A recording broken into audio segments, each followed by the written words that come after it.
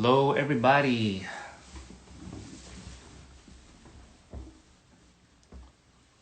Hello, hello, hello, hello, hello, hello, hello. Hi there. What's up? La Luz fan club. Soy Josie. All right, I'm about to go live with Tower Records, guys.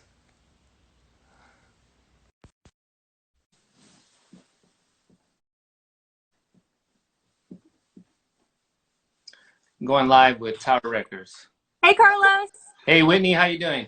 I'm great. How are you doing? I'm doing great. My goodness, you guys have been doing so much press recently. It's so hard to keep up with. You guys are so busy. Oh yeah, I mean, I feel it. I did a Vice News like live interview with Bardo on Monday night, and they asked some really tough questions, and my brain was like throbbing afterwards, and it felt like it was like the same sensation I had like I remember when you would take like final exams in grad school.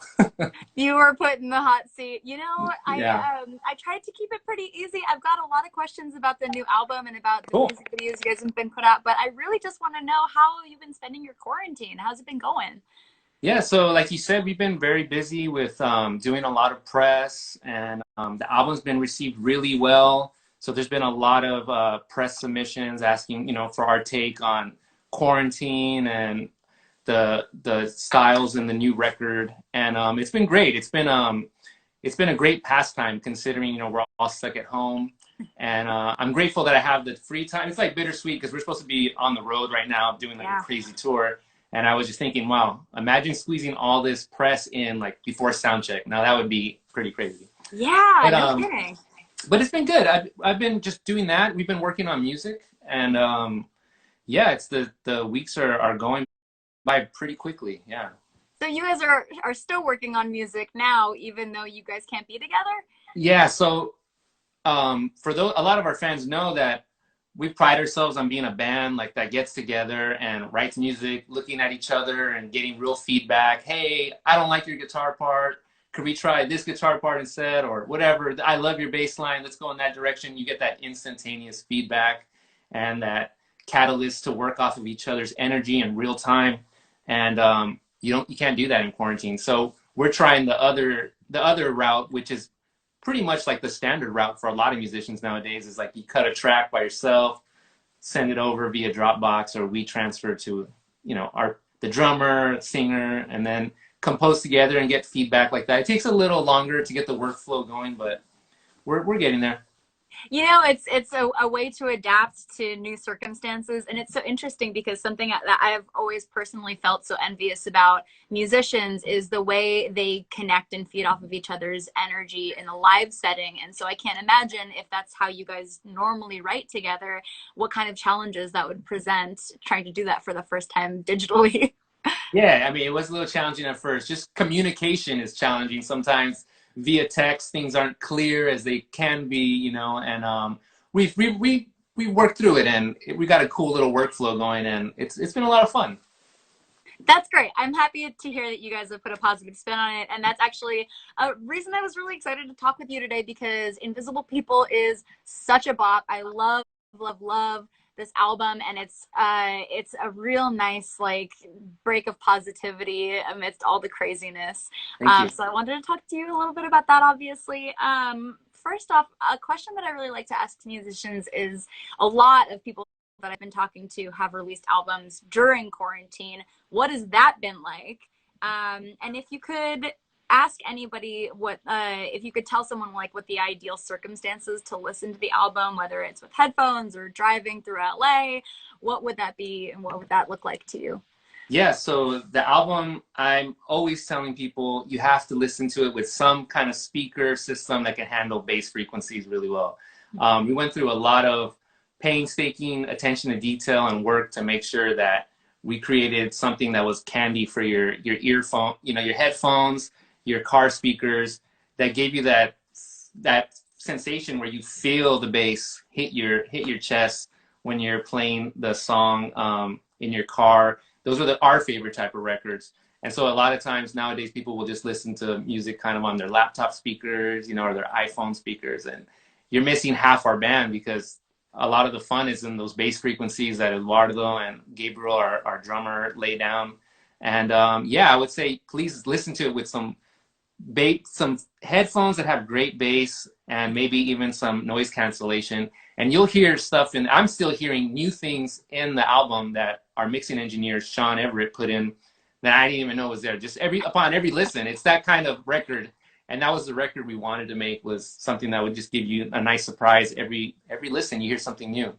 So do you feel like, I know that it was mentioned to me that you are a fan of collecting records. Do you feel like listening to the physical record would be the best way to listen to Invisible People? I think definitely. And the reason why is, streaming is fun and it's cool, but even a CD, like I was tweeting about this the other day, and I was like, people don't realize CDs are still like the best sounding way to hear an album. Like just really? scientifically, yeah. Like CDs, there's just it's uncompressed, like the format. I might be getting the technical details wrong, but something about it where you can hear like a fuller spectrum of sound than what you can even on a record needle. A record needle, you're stuck to the groove, and you can't go past a certain waveform, otherwise the needle pops off. But definitely you want to hear it on a vinyl record or a CD. And because the reason I say that is you get this cool artwork, and this is an experience. Like, you want to sit down, look at the art, think about, what does this mean? What does it mean to you? And also just, you have lyrics, like you can read lyrics. Yes.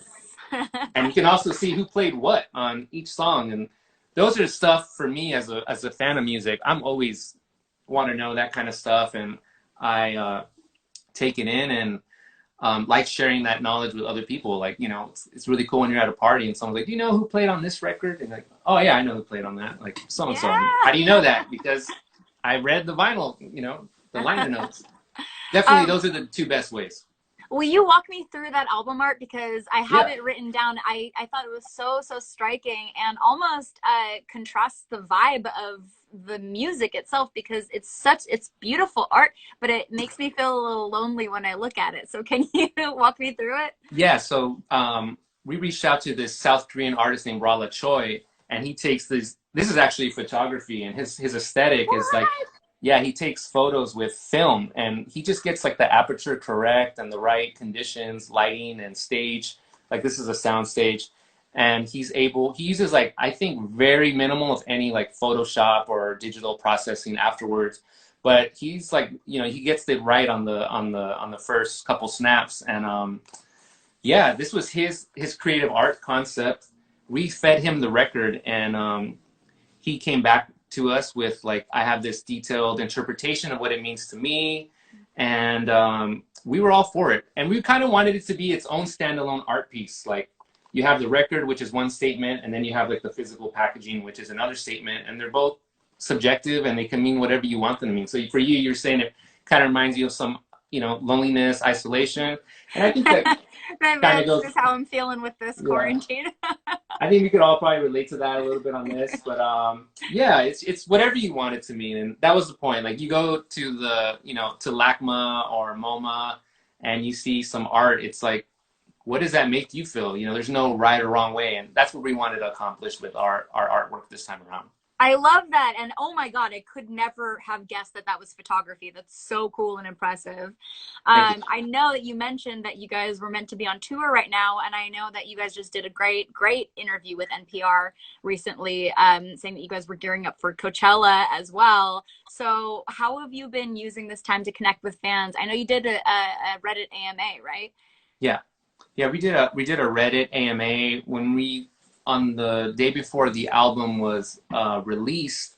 We did a live stream on YouTube where we played the record and talked about it amongst ourselves, the band members. And in real time, we got to see like the replies and responses of our fans.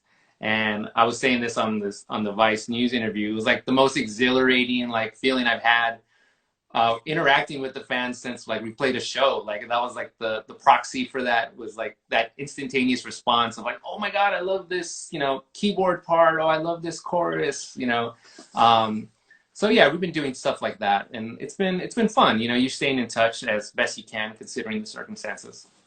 How have you been doing a lot of Instagram lives like this? We have been doing a few. We get it doled out amongst ourselves, so that our fans can see, the differing perspectives and personalities of each and every one of us.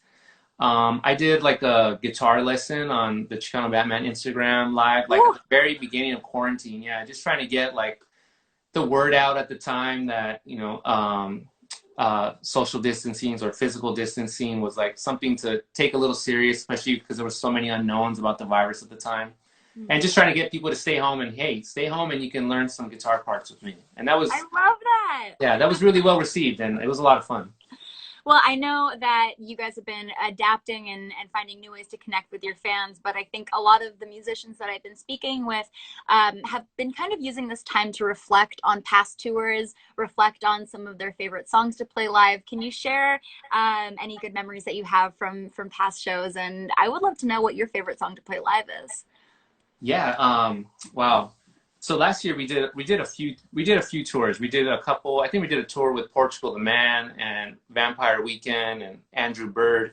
So last year we were pretty much in like opener mode, where we're the opening band for these much more established groups, and that was fun. And that's a different challenge in itself, because you're trying to convince their fans, hey, we're good. Come back, stream us on Spotify after this, or go buy a record at the merch booth. But for me, the songs that always resonated with fans, we have a song called Freedom is Free. That one's fun. I mean, the message is empowering. It's about, not caring what anyone tells you in terms of like, don't listen to somebody if they're saying to you, hey, you can't be this because I don't agree with that worldview. That's what that song's about. It's about being empowering. Just be yourself and be proud of it. And along with the message is like a fat bass line, a drum break that just makes you want to bob your head. So that one always gets a good response when we perform live. Yeah. I love that. And that's something that I really like about this new album as well. And that's something that you guys have echoed in interviews. You know, it's really an interesting place to be a band who has been singled out as someone who has political takes and speaks a lot about social injustice. And what I love about this album is you guys are spreading this message of unity and positivity and love. And we live in LA. It's a constant conversation, and I would love to just hear from you about what making this album, the message behind it, and what that process was like, because I'm fascinated by it. Oh, thank you. Yeah, so this record, so the previous record, Freedom is Free, was definitely like a political statement, and for the most part, it leaned that way. And it came at the time of the Trump administration coming into office. So there was a lot of like dialogue about that when we would do like press. They wanted to know like, oh, what do you think about this? For this record, we kind of wanted to just have like fun and experiment and do stuff we had never tried before, like on an album. And like I was saying earlier, we're very, very different people in terms of our taste of music. We're like, like a Venn diagram. There's overlap for sure, but there's also on those outer regions, like stuff that I like that maybe somebody else in the band is less hip to, and vice versa. And so we wanted just to bring those tastes together and create something, unique or different than what we had been hearing.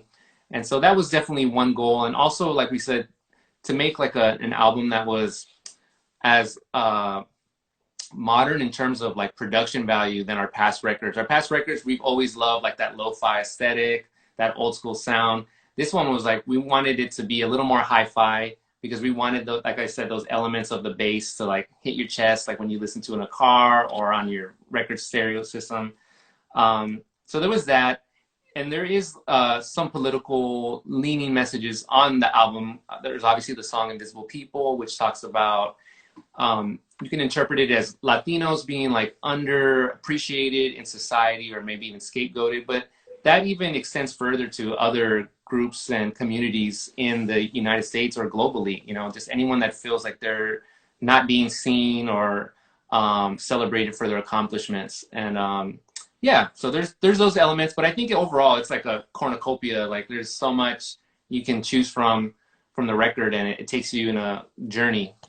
It does, and it makes me so it's weird. It makes me almost feel nostalgic for before times when we could go and enjoy Los Angeles in the nice weather, especially I mean, I hats off to you guys for talking about important issues, but also keeping it light because Lord knows we need that right now. We Yeah. need something to put on and feel good to. But your music videos that you've been releasing are so interesting to me. You released Blank Slate just the other day, which I Yes. loved and I want to talk about, but also the Color of My Life music video made me miss being out and about with my friends in LA so much. And I would love to talk with you about those music videos. And also, what do you miss about being out and about in LA?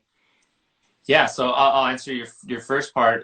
Yeah, Color My Life is that's just pretty much showing our audience like the things we like to do in our free time that colors our life. You know, what makes us feel good. And Bardo loves going to the beach. You know, he's always trying to get in the water. Wherever there's water or a body of water, he's in there with his shirt off immediately. So he's going to go to the beach. I'm on the northeast side of LA, so I'm really into like art and playing guitar. So you see me playing against these like uh, single color background murals that are just painted walls that I thought would look cool. And Gabriel is just our carefree drummer. You see him playing like percussion in like the hills of San Dimas where he lives, and then Eduardo, our bassist, is driving around his bike in El Sereno. So there's that video, and then Blank Slate is the video was because we're in quarantine. We had like a whole treatment for that music video that was very elaborate and was going to require us to obviously go out, have a crew, and work, shoot at night. That obviously got scrapped because of what's going on. So we actually had B-roll footage of us playing the song at Barefoot Studios where we recorded our new album for a promo performance we did for Pink Elephant, which is a live video. And we took those elements and we married them with just streetscape elements that our director George Mays went out at night and shot, like, you know, Los Angeles, and just trying to give a feeling of forward momentum, growth, progression. You see that, like, there's some little plant shots and blossoming happening. And that's just supposed to be kind of reflect the overall lyrics and meaning of that song, which is, he says, the past is done now, the present is now. You know, it's about turning turning the heel and moving forward from a situation, you know. And that was kind of the statement and MO for this album was, all right, we've done this before and we do it well. Let's try something new and go in that direction. And that's what that video is trying to encapsulate. And what was your second half of your question? What do you miss about Los Angeles and being out and about? Yeah, I just miss, you know, the energy of the people and being around and bumping into friends at, you know, different places and being able to just hang out and eat some good food, you know. I really miss that. And I'm lucky, you know, I'm quarantined with my wife and we get along really well. So things are cool for us, you know. We get to walk around our neighborhood. There's little hills and neighborhood hills that we get to go exploring. But that gives me a nice little substitution for like life out in public. You know, it's funny that you mentioned that because that is something that I was just thinking about a couple hours ago was the sort of happenstance encounters that you're walking and you see your friend and that turns into going getting a snack together or a drink and then it's just, life can unfold that way. So I'm You just know what? looking forward to that happening. Just to add on to that, yeah, like it's actually very serendipitous, those kind of moments in a greater scheme for this record, because that's exactly what happened to Bardo, our singer. He went to get a sandwich at the corner food spot from our rehearsal space, and he bumped into Brittany Howard from Alabama Shakes, and she was there with Sean Everett, the engineer that ended up mixing our album. So like we were looking for an in to meet Sean in some way, and Bardo literally just bumped into them at the corner, and they hung out, had lunch, and he was with them at their studio. And that's how we got to know Sean, and that's how we got him to work with us on this album. Dude, that's amazing. That's a very Los Angeles story. Very Los I Angeles. love that. Yeah. Now, you mentioned this a couple times, and I want to talk about it because you guys have always maintained this really cool, vintage, funky sound. And I know you mentioned that this album is a departure in some ways because, like you said, you have the big bass, you've got, it feels more modern, but you still have kept a lot of elements where it sounds like it's a throwback. It sounds like it's something that you could have just like stumbled upon in a record store. Yeah. And I want to know, is that your rig? Is that certain equipment that you guys use? How do you go about finding that sound? Yeah, so a lot of the sound is we use you know, quote unquote hardware, which means for those that might not know it, it's like a lot of producers and musicians now work straight up on Pro Tools or Ableton, and they use plugins which sound amazing. There's a lot of flexibility with that. It requires a lot of like sound design and knowing like your way around a computer. We're old school, like in terms of we approach it the way, say, like Sly Stone or Stevie Wonder would make a record. Like I have this Prophet 6 synthesizer.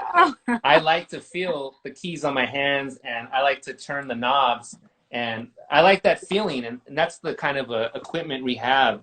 Is we have a bunch of old school synthesizers and guitars and amplifiers, and there's just a certain warmth to them that we find very gratifying. And that's not to say that the other way of pure digital is not. I know musicians like my friend Roberto from Helado Negro composes purely on computer and Pro and Ableton and plugins, and he makes beautiful records. But for us, we just feel more comfortable exploring those sounds, and we still feel like there's more to explore on those instruments that just keep on giving. It's so interesting because I know, and I really, next I want to get into your record collection, because that's something that I found really fun doing these tower interviews, is getting to see people's setups, their workspace, and what they're collecting. And I think it's so interesting that you are such a fan of physical instruments that you can connect with, and you're also a record collector. Yes. Yeah, I have some records right here actually that I was showing to the Vice people. I have this is a Can record. This is Can's first album. It's called Monster Movie. And that's a beautiful album art. Yeah, this is from like 1969 or 68, something like that, late 60s. And this might be a reissue, but I mean the music is from that era, of course. And I have stuff like this amazing, like Miles Davis. And this is what I'm talking about. Like what we were trying to accomplish with our album is like it's art. Like it could live separate from the statement of the album, but you can like just listen to, put it on and check it out and try to figure out what it means to you, how it makes you feel. Dude, you know? That is awesome album art. I've never seen that before. Yeah, it's an incredible record. Let me see what else I got. I got this is another inspiration for our new album. There we go. This is a LA classic, global classic. So you hear like those Moog synthesizers and mono synthesizer lines that we have all over our album. I mean, that's straight up Dr. Dre references, you know, and that music's just timeless to us. Some people might see it as, you know, as like old hip hop, but to me, it never went out of style. Like it's still relevant today. And yeah, I feel like it stands, I mean, it stands neck and neck with stuff Kendrick and Anderson .Paak are putting out, who I also love. Yeah. And what do you have going on behind you? And also, is that a mural? This is my wife. So we have our own studio. Like the band has its own studio that we work out of, rehearsal studio space. And my wife, this is her art studio. And since quarantine, she's been lovely enough to let me like set up a little spot here to work on music. She still has her job. She's working from home. And yeah, this is one of her unfinished paintings. She's like, you keep showing my painting that's like half done. It's beautiful. Yeah, so it's still a work in progress. That's her art. And I think I have like a Iggy Pop record behind me in my amp. Yeah. That's awesome. So I want to talk with you a little bit about how you're coping with quarantine. I know you're lucky enough to be self-isolated with somebody that you love. I can relate, and that is awesome. But what kind of advice would you give to people who are struggling right now? I know a lot of us in LA are extroverts. A lot of us rely on contact with our friends. What advice would you give to people? Do you have any quarantine survival tips? You know what I started? I've always been the type of person that likes to jump on a phone call versus texting. You know, I've always, texting is very convenient, obviously, and it has, you know, its use for sure. But like if I want to catch up with somebody, instead of like texting like crazy paragraphs, I'm like, why don't I just jump on a phone and like, you know, talk to my friend?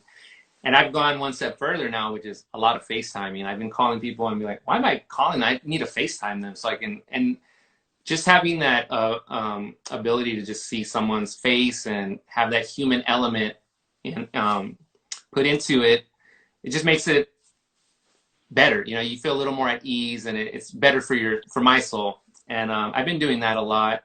I've been still being creative. Like I said, I've been working on some music, but it took me a while to get to that place. And somebody actually wrote me the other day on Instagram, was like, I'm having such a hard time being creative. I don't want to do anything. I'm so bummed out. I felt the same exact way for like the first week and a half of quarantine, like in middle of March. Like I didn't touch an instrument. I didn't even want to listen to music because I didn't feel anything. And eventually you just have to, for me, what works is just get into your creative space again, or whatever it is that your outlet is, whether it's watching film or Netflix or reading a book or looking at art, painting, etc. Whatever it is, you got to just kind of like dip your toe back in and go through the motions until it starts gelling again, and then you can get into a vibe again where you're feeling inspired. And I'm definitely in that place right now, thankfully. That's amazing advice, and it's so nice. I mean, just for me to hear personally, because I think myself certainly, and every creative person that I know had the thought of like, oh, quarantine's happening now, we can use this time to be really productive. I can finish that album or finish that movie. And no, it's like, yeah, it's very hard to get anything done. So. It is. And I've seen people say that. They're like, now's your time. Here's your chance to finish that project, that book. And I also want to say it's okay if you don't want to do any of that. Like if you want to just watch TV all day, you know, and do something else that's not quote unquote productive, that's okay, because I think you need that. I think you need that time for yourself to get recalibrated, because this is just crazy circumstances. I've seen like a meme which says like, all right, here's your time to, you know, do that record or make that book you want. And it's like a guy in a boat with his stuff. And then like everything around him is like a disaster. Like all these boats have sunk, and it's like, how can you work around within those, you know, within that context? Like it's really hard. And, yeah. But you know, I think eventually when you're feeling up to it, I encourage people to get back to it. And it just takes time. You might create some terrible art or write a terrible song at first, but once you get through that, you know, you hit a stride eventually, and you feel better about it. Yeah, it's good to cut yourself some slack. I appreciate hearing that from you. Definitely. I have a feeling that the answer is going to be no, just because of everything you've said, with how busy you guys are with press, and you're still writing music and you're still chugging along, which is amazing. But is there anything that you have been watching, or any bands that you've discovered, anything that you've been reading that you would like to share with the class? Yeah, I've already said this. I've said this before, so I apologize to my fans that are like saying, "Oh, why are you talking about this again?" The Weeknd's new album is fire. Yeah. That album is incredible. Like, I really think people should check that out if they haven't already. I know Chicano Batman's more on like the more like indie rock underground spectrum of music, but I feel like that record is it's I don't know, it's amazing. The fact that he's able to meld like his pop sensibility with like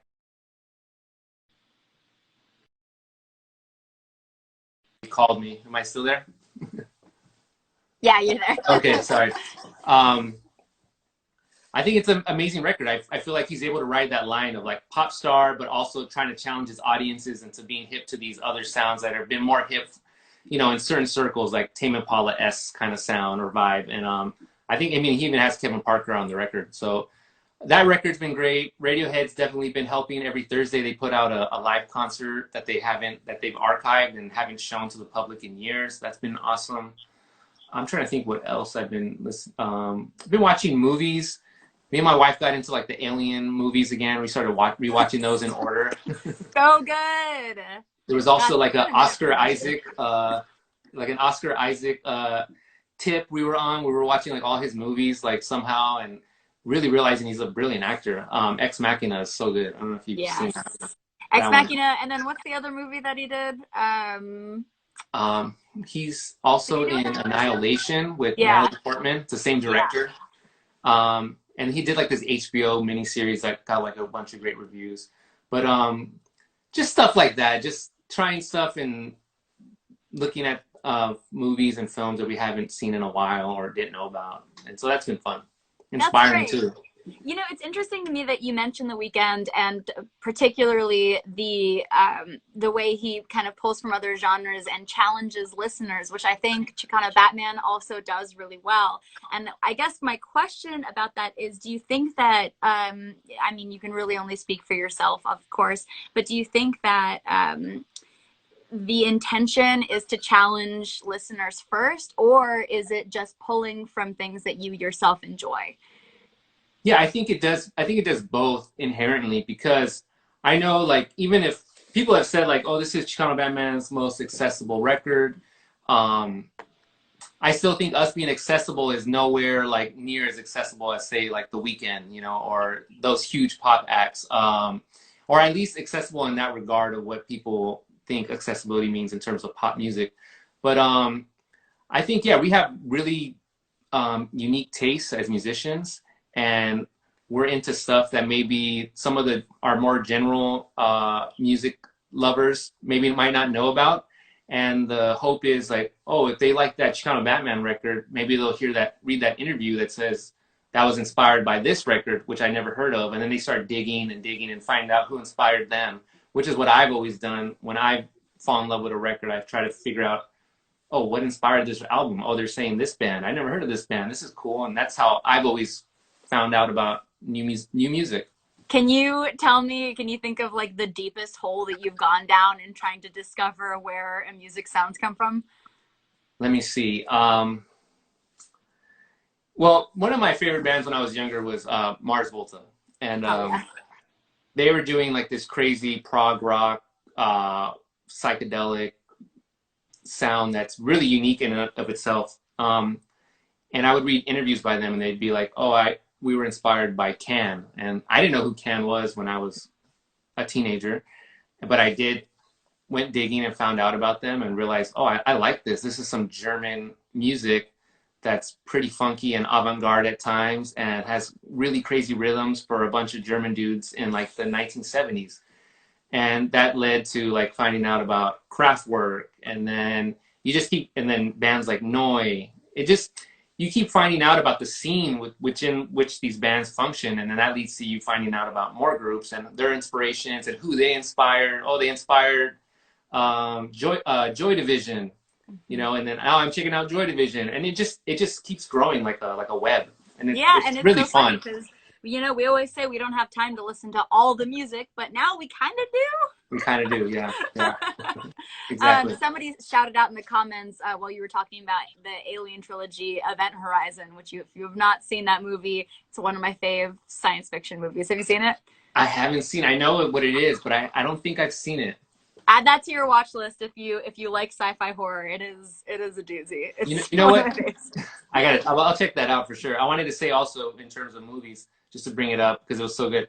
I watched Inherent Vice again, which is the Paul Thomas Anderson movie, and I'm a huge Paul Thomas Anderson fan. I love all his films, and that was the one movie that I saw it, and I kind of didn't get it. Like the first time, I was like, wow, I didn't really dig that movie, which is weird because I've always loved all his work, and I gave it a second shot in quarantine and really listened and watched it under like good circumstances. I even put on like the subtitles because it's one of those movies that has like a lot of whispering, you know, and Yeah. sometimes like what did they say, especially with someone who plays in front of, you know, big guitar amplifiers for a profession.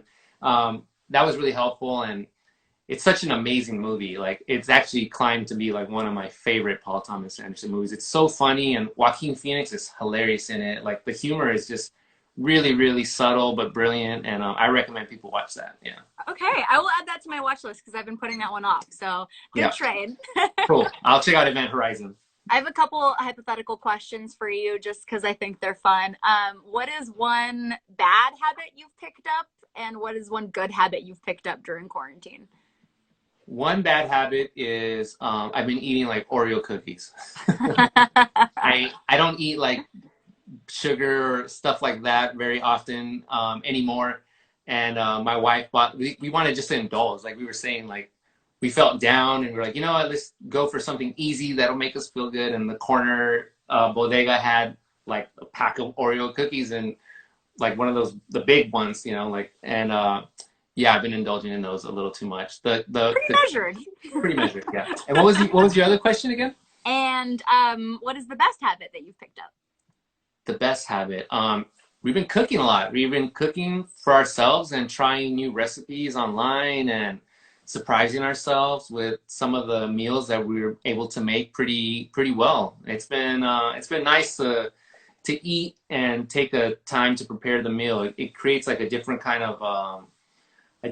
of feeling than like just going out and buying the food. And I didn't realize how much we were eating out. I mean, our schedules are so busy that we eat out a lot. I mean, and even when we eat out, we're not eating like terrible food. We try to be health conscious and get a lot of greens in there, etc. But it was nice to be able to to make our food from scratch and for the most part and eat and dine together and be like, hey, we made this. It's good.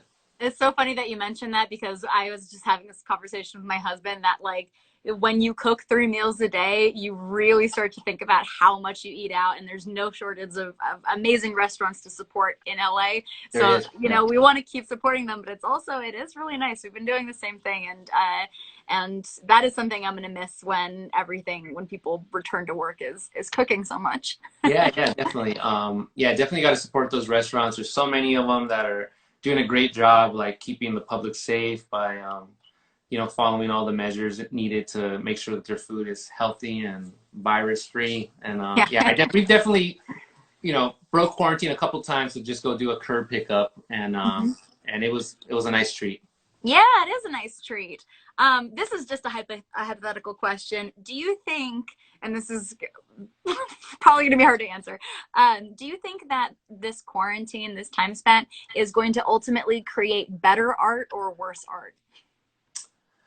I don't know. I think I'm an optimist. I think it's gonna create better art, maybe different art. What I really like is how people kind of put a pause on like this. I mean, you work in the entertainment industry or music industry. Everything is so like, especially the last few years, like so cutthroat, high caliber quality. And that's kind of gone out the window for like realness. Like we're on iPhones communicating, whereas before this might have been set up with like a camera crew and microphones, etc., and a more elaborate setup. But I feel like this is helping people get to like the root of like more like humanity and like realness, and I appreciate that, and I think that'll be reflected in like the art. And so I think we'll probably have some good art, for those that are brave enough to tap into that creative spout right now and get out of the funk that I was in for sure, like the first couple of weeks. I love that answer. I'm an eternal optimist, so I always appreciate a positive spin. Cool. Well, I'll let you go in just a minute, but something I always love to ask whenever I interview a musician with Tower, Tower is obviously a cornerstone of the music industry, has been around for a long time. Do you have any memories? Because you grew up in LA, if I'm Yeah, yeah. I grew up. My family's from LA.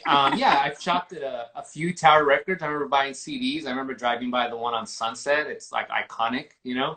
And yeah, it was just for me as a music. I've been a music fan since I was my whole life. I remember going to check out like CDs at Tower Records and just being like, oh man, what do I want to get? What can I get with my $20 today? Yeah, it's just so cool, like the culture of record stores in general, talking to the clerk and talking to other people there and getting recommendations, because especially for record digging, there's stuff that can be found that doesn't exist still on streaming. You still only can get it in its physical form, whether it be a CD or a vinyl. And those are some special records that I think people are missing out on that streaming can't offer yet. But yeah, I miss that whole feeling of going there and getting lost and just finding new things and checking something out just because the artwork looks cool. That's something that used to be one of my favorite things is going through the discount bin and just finding cool album art that I liked. And so that you just reminded me of our conversation about your album art. I hope that if there's anybody who hasn't heard Chicano Batman, that they see that album, they're like, oh, that looks really cool. And then maybe they're in for a surprise with the sound. That's awesome. Thank you. Okay, my last question for you. At Tower Records, we have a saying, no music, no life. What does that mean to you? Yeah, I mean, for me, it means music is here to accompany you through life, through the good and the bad.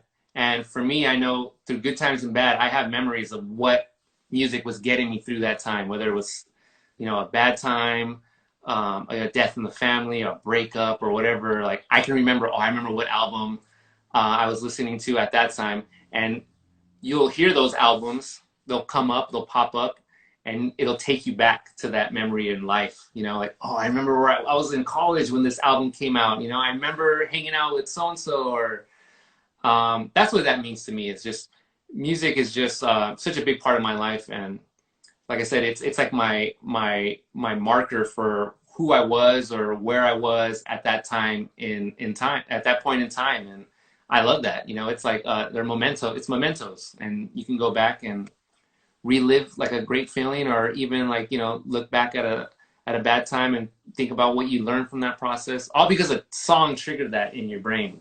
It's amazing. I love that. That's such a great interpretation of the question. I'm an Thank eternal. you. I'm such a fan of nostalgia, and I think that you are spot on. Thank you. Carlos, you are such a delight to talk to. Thank you so much for joining me today. Thank you, Whitney. I really appreciate it. I hope that you guys stay safe, and you guys go check out Invisible People. Take care, All Whitney. right. Thank you, Tower Records. Thank you, Bye. everybody.